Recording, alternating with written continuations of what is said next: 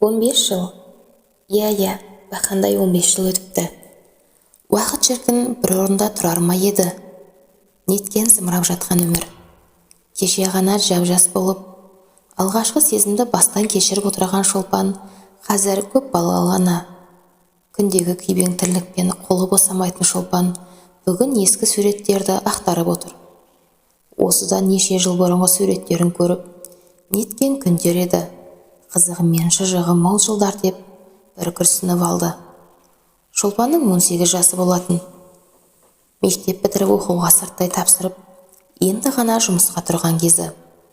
Стадионда іс-шара болатын болып, әр мекемеден жиналған жастар. Қыздар бір топ болып, ұлдар бір топ болып бөлініп тұрды.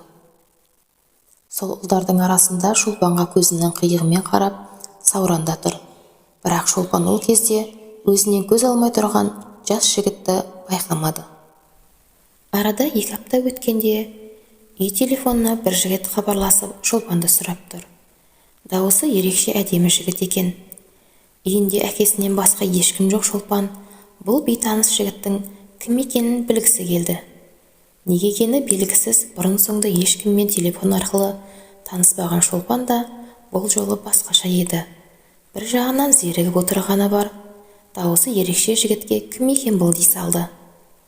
Арғы жақтан әдемі дауыс: Шолпанмен сөйлесуге бола ма? Иә, мен айта беріңіз. Менің сізбен танысқым келіп еді. Сол үшін хабарласып тұрмын. Иә, сонымен кім болдыңыз? Менің есімім Сауран. Сіздің нөміріңізді сыныптасыңыздан алдым дейді. Жөн сұраса келе, бұл жігіт өткендегі стадиондағы бір топ жігіттің ішінде болған екен. Бір көргеннен ұнатып қалдым. Кім екеніңді сұрастырып әреңіз деп тауып алдым деп ағынан жарылып отыр. Зерігіп отырған Шолпанға да қызық болып тұр.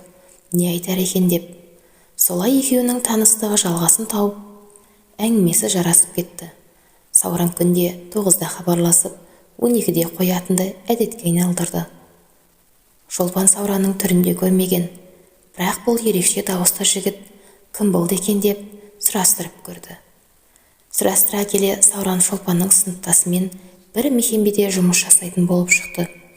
Өзі бір бақуат отбасының жалғыз ұлы екен. Түр-келбетін сурет арқылы көріп алды. Орта бойлы, бидай өңді жігіт екен. Күліп түскен суретін көріп еді, күлгені өзіне жарасатын жылы жүзді жігіт екені көрініп тұрды.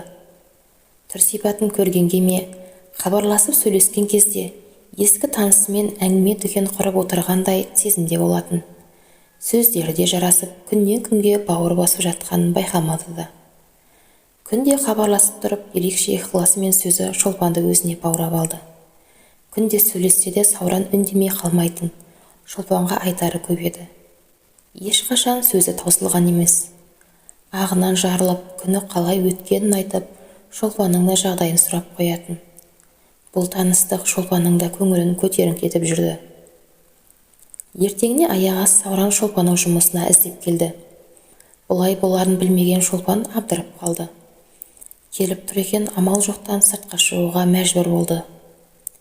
Екі беті қызарып, ұялып қасына барды. Шолпан табиғатынан тұйық, ұялшақ қыз болатын. Шолпанның ұялғанын байқаған Сауран жымиып бір қарады да: телефонмен сөз бермеуші едің, саған не болды деп әзілге айналдырып жіберді. Шолпанда жымиып бір қарады да көзін төмен түсірді. Расында телефонмен бір бөлек, бетпе-бет мүлдем бөлек екен. Екеуі көп сөйлеспеді, жай амандасып қайта кетті. Бұл тек екеуінің жақыннан бірін-бірі көрген кезі болатын. Сауран суреттен қарағанда емес, одан гөрі сымбаттырақ екен. Сөйлеген сөзі, жымиғаны бәрі өзіне жарасып тұр. Сол күннен кейін Сауранның сөзі өзгере бастады. Шолпанды жақыннан көрген соң енді сезімін білдіре бастады. Бір көргеннен ғашық болдым. Бұрын соңды мұндай жағдай болмаған. Бір көргеннен ғашық болу жалған деп ойлаушы едім. Жоқ, олай емес екен. Ол рас екен дейтін болды. Сауран ешқашан өз сезімін жасырмады. Шолпанның күнде есіне салып отыратын. Өзіңді сүйген қандай бақыт десеңші. Сауран шын мәнінде ғашық еді. оның қашықтығы алыстан сезінетін. Ол кезде шолпан қатты түсінбеді, бірақ қазір қарап отырса, Саурандай шолпанды ешкім де сүймегендей.